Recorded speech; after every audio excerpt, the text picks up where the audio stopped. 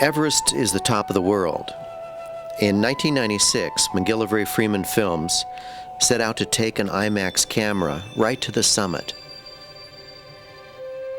The thing that is different about IMAX, and for me that is much more powerful and beneficial to the audience, is that they feel like they're in the place that the movie was made because it's wrapping around them. And so I like to give people films that they wouldn't be able to participate in on their own. About 10 years ago, I was thinking of different subjects to film in IMAX, and Mount Everest was one of the ones that became my most favorite. What we set out to do was get a 42-pound IMAX camera to the top of Everest. It was a very risky endeavor. People felt that getting the camera up to the top of the mountain was impossible. The people in the climbing team are shaking hands with death every time they climb a mountain. Getting to the summit is optional, getting down is mandatory. The wind can come up, can get dark, and you're in a snowstorm. You're in a fight for your life. The IMAX guys had come up. I pretty much assembled the dream team of climbing. Well, I don't like climb a route with people dead on the way. I got a call at 1:30 in the morning. Brad said, "They've made it. I can't believe it." And I said, "Oh my God, I can't believe it either." You're here, this is it. I don't think I've ever been that emotional. They had so much courage and perseverance that they willed their way to the top of the mountain. The actual IMAX camera that we normally use weighs a little over 100 pounds fully loaded. That was not feasible to take to the top of Everest. So we developed a camera which we call a lightweight camera, but it actually weighs over 40 pounds when it's fully loaded. It was a very risky endeavor. People basically felt that getting the camera or getting something that big and that heavy up to the top of the mountain was impossible. Normally, any camera, even a still camera, a simplified still camera, will freeze up and not work. There's tremendous challenges to this format. For me, I had to rethink filmmaking. Almost every part of it, the pacing, panning, tilting, action, how fast action can move, where things should be in the frame. David was very open to learning what the fine points are in making IMAX movies. He went to Nepal in 1995 to shoot some IMAX rolls and get a feel for it. We hired a writer, Tim Cahill, who came up with a really nice script, and then they went off to film it. David coupled up with Ed Viesturs, who is probably America's finest high-altitude mountaineer at this point, thought to be sort of a Superman of mountaineering. We filmed Ed and his wife Paula training in Moab, Utah, by mounting an IMAX camera inside a Space Cam helicopter rig. This special gyro-stabilized device gave us steadier and more spectacular aerials than we've ever been able to do before.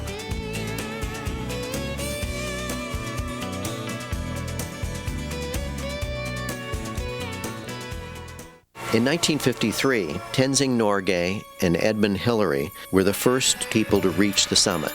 Tenzing's son, Jom Ling, was the next person to join our team.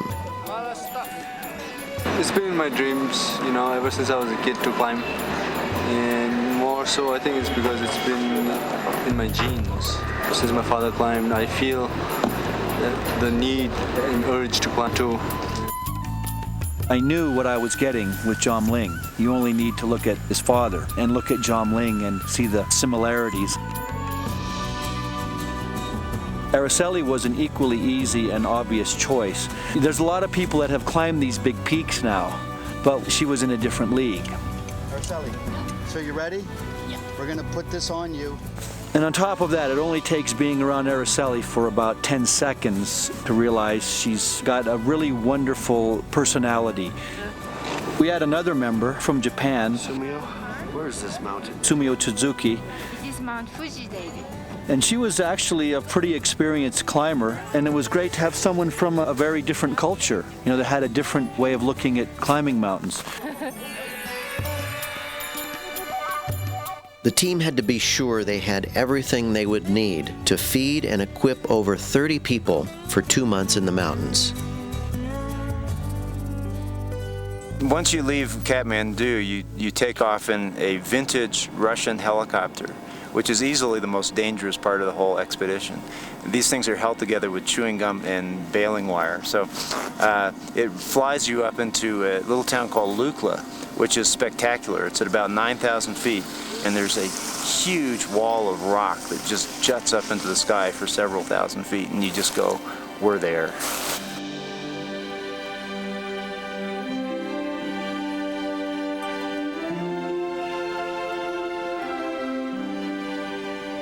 From Lukla, it's a 2-week trip on foot to base camp. Sherpas, who have traditionally helped the expeditions originating in Nepal, carry the tons of equipment and supplies. In IMAX, the film itself is very heavy. Each minute of film weighs a lot. It's hard to load it with gloves on, so what you have to do is just get everything set up, get the magazine put on, and then you take your gloves off and just thread it as fast as you can and get your gloves back on. That's all you can do. This camera uses 6 feet of film a second. 500 feet of film loaded into a magazine weighs 10 pounds. For that 10 pounds, you get 90 seconds of film. And it just never fails that right when something absolutely perfect is about to happen, we run out of film. I think there are gods up there that control that. Yeah, Brad, the problem is if it's a 100% better shot if they're side lit. So you really do a lot of thinking before a shot. They still have a rim light on them. Which is fine. I'm ready.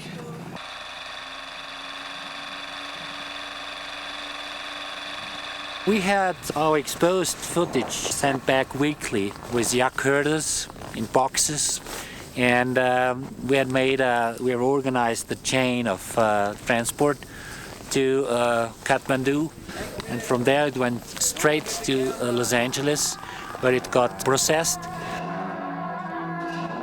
So we knew the camera was working, but you still didn't get what every cinematographer or director wants, which was to see the images yourself and decide, well, here's how I would reframe it.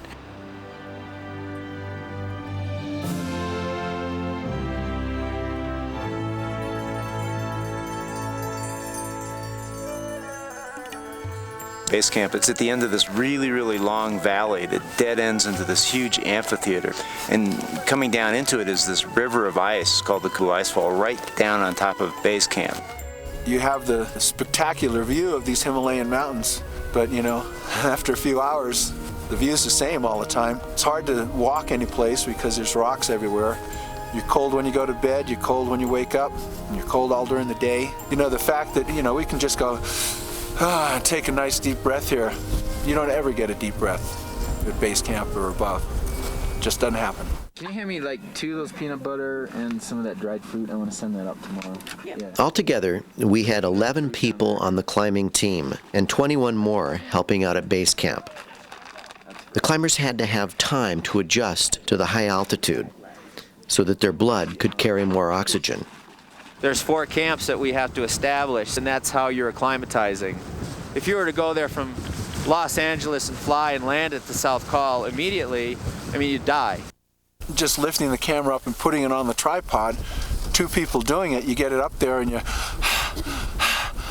like that for, you know, 3 or 4 minutes, just getting one shot. Everybody then had to go take a nap for 2 hours. It was just so exhausting. People going to the South Col cut their toothbrushes in half to save weight. We were climbing, but they were climbing and working with the camera, and that's a double work. You don't conquer mountains and you don't assault them. It's impossible. I mean, my attitude is we quietly sneak up there and respectfully sneak down. we're at Camp 3, and tomorrow we go to Camp 4, and the next day, hopefully, the summit. Tomorrow we will be better day than today. And today have been warm enough, but just the last moment has been windy and a little snowy. Everyone's praying, for all good weather. We had a satellite phone, and I was able to talk directly to David when he was up at about the 25,000 foot level. In Laguna Beach, it was like a summer's day. It was May, it was warm, everyone was out on the beach surfing. And I was getting this call from near the summit of Mount Everest. David was saying that it was minus 20 degrees, the wind was blowing at 100 miles an hour, and he just didn't think that it could be done right then. David's caution was completely correct. Some of the other expeditions on the mountain pushed for the summit despite the threatening weather, and that was when tragedy struck. Leading the news tonight, tragedy on the roof of the world. Climbers lost in mountain storm. People were becoming cavalier about climbing Everest, and there was a lack of respect for the mountain and how powerful and dangerous a place it can be, just like that. We watched them through telescopes, and I could see these people backed up at the top and bottom of the Hillary Step way too late. And we were saying, my God, what are these people doing? And then word comes that there's 17 people that haven't arrived back in Camp 4 from their summit attempt. Well, that was like getting hit in the chest with a 50-pound sledgehammer. It was just the unthinkable that happened. We just knew people were missing, and we were running around from camp to camp trying to figure out, who was missing, making lists. And about 4:45 is when we got the call from Rob saying, is anyone coming to get me? Only take what you need, Rob. Only take what you need and start moving. Talking to Rob on the radio was very difficult, knowing that there wasn't anything I could do. He was at least 2 days away. We, at one point, thought he was moving. We thought he was trying to get himself up and as far as he could, but that wasn't the case, and we didn't find that out until about an hour and a half, 2 hours later that, he said, I haven't even left yet. We knew that was it for Rob, that he couldn't survive another night. And then they'd reached Scott, and we heard Scott was dead. And then Namba and Beck were dead. I became virtually certain that I was dead, almost like I was just floating along the surface of the ice, and then I drifted away. I could see my family before me, and I knew that if I did not get up, I was going to spend eternity there, and I had a lot to live for, and I might not make it, but I wasn't going to go down easy. Out of all this tragedy had come this little ray of hope, Someone had come back from the dead, and it was Beck. And at this point, the IMAX guys had come up, David Brashears and Ed Viesters and Robert Schauer, and they were putting their film at risk and help. I pretty much assembled a dream team of climbing. I'll never forget it. I was in front of him placing his feet. His eyes were swollen shut from the frostbite. We were just talking the whole way down, and he was cracking jokes. Remember, at one point we got singing on that, and we started singing Chain of Fools. My wife was told that I was dead, and there was no doubt. And a few hours later, the word came down that no, I wasn't dead. I'd come into camp, but I was critically injured. And so that at this point, what was a wake became a group of power moms trying to figure out what they could do. If they'd been aware of what they were asking, they would have known it was futile, but they sought somebody who would be willing to try such a rescue. A woman who worked in the embassy said, I know a man, Colonel Madon KC, who has always believed that he has a brave heart, but has never been given the chance to find out for sure whether that's true. So I said, okay, I'll go. I'm not 100% because we have not been that valley before, and that is the very, very dangerous one because we always have the high wind up there. I said to the American embassy, we'll try. We'll try. I didn't believe it for a second. that had never been done, and I frankly didn't think that there was any likelihood once somebody took a look at what it would take to put a helicopter down in there that they would really follow through. He brought the helicopter in, he's alone, the margin of error is absolutely zero. Any mistake is fatal for him. And he places that thing down so softly, it's like a feather settling onto the snow. I said only one person at a time, they said two. They brought down another climber, Mac Lou Gao. It was clear that the helicopter's there to pick me up. I mean, you want to survive these things, but you've got to come through it with some sense that you've behaved well, that you've done the right thing. I gave up the position I had to him, and they took off. I was pretty sure they'd never come back. In about 5 minutes, we all stood there, and nobody really said anything. And then you could hear way down below the sound of those rotors as they claw their way up the side of that cliff. I jumped in the back of it, and he just leaned the helicopter forward, and we just roll off the edge of the icefall and dive. When he did this, there was no sense that people were going to notice this. He just did it because it was the right thing to do. And I think he did it because he does have a brave heart. The tragedy had hit everyone really hard, and so the team went back to base camp to regroup and to think. They weren't sure whether or not they wanted to go back up. They decided to give it some time. We were left with a bit of a ghost town and with a graveyard above the South Col. Well, I don't like climb a route with people dead on the way. I'm afraid of cross dead people and frozen, see them. I don't like. I could give them no other reason to go back up Everest except you're here, we're fit, we're strong, we won't make those mistakes, and let's go if we still want to climb Everest. Anyone climbing high on the slopes of Everest, 28,000 feet, is in a very hypoxic state. Your brain simply is not getting enough oxygen. The death zone is anywhere from 24,000 feet up. There's just not enough oxygen. There's nothing that lives up there permanently. You get into the South Col at maybe 5 p.m. You collapse into your sleeping bag. By 9 p.m., you're up. You haven't slept. I couldn't sleep. I was really a bit worried. I thought maybe I went too far. Maybe I'm too old already. Maybe I'm not strong enough for that. And so I was wondering, did I still have it in me? Physically, mentally, that type of thing. So I really built it up as this huge thing.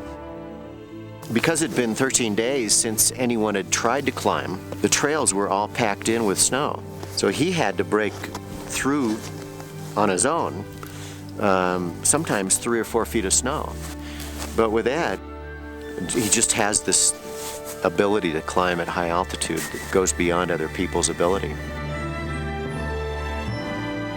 Once I got climbing, I had a great day. I broke trail all day. It was the best, strongest day I've ever had in the mountains. Yeah, just getting up, going one ridge, and like, okay, the summit must be there. So you go up another ridge, okay, no summit. You're tired at that point, and it's not easy to keep your spirit up. But you are almost there, and you want to try it. Just try it.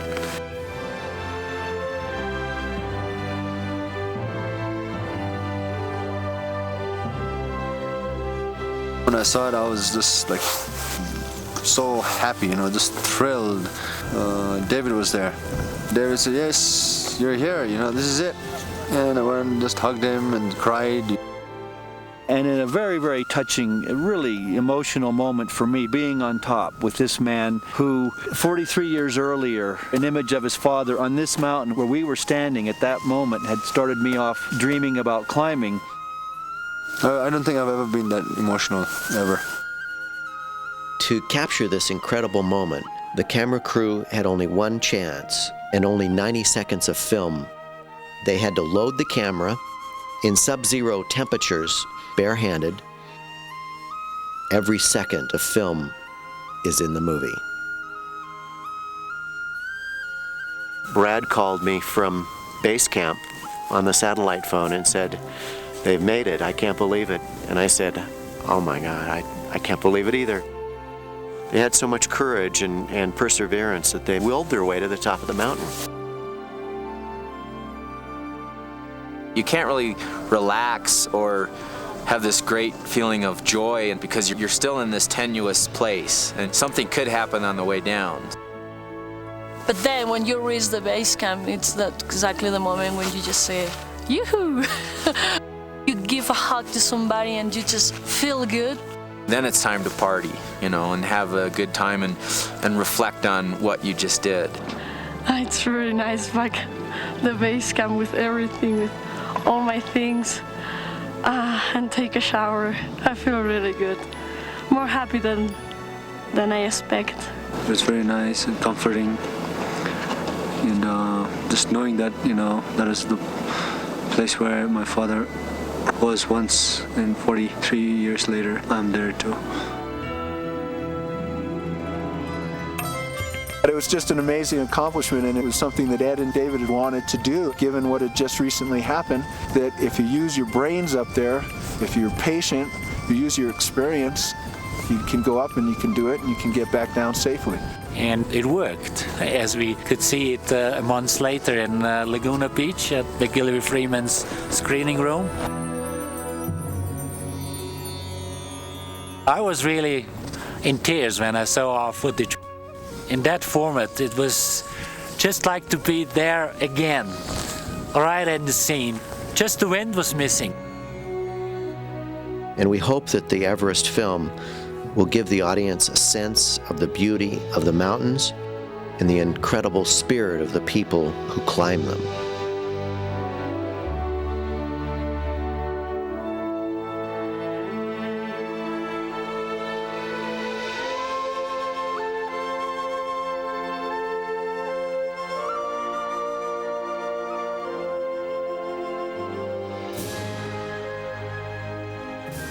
Em dic Araceli Segarra I m'encanta escalar muntanyes. Well, my name is Araceli Segarra, and I love to climb the highest mountains in the world. Rope, crampon, harness, ice axe. I have to believe in my equipment, because it's my equipment that let me go where I want to go. So, clothes. These are equipment for me. Clothes are part of my gear.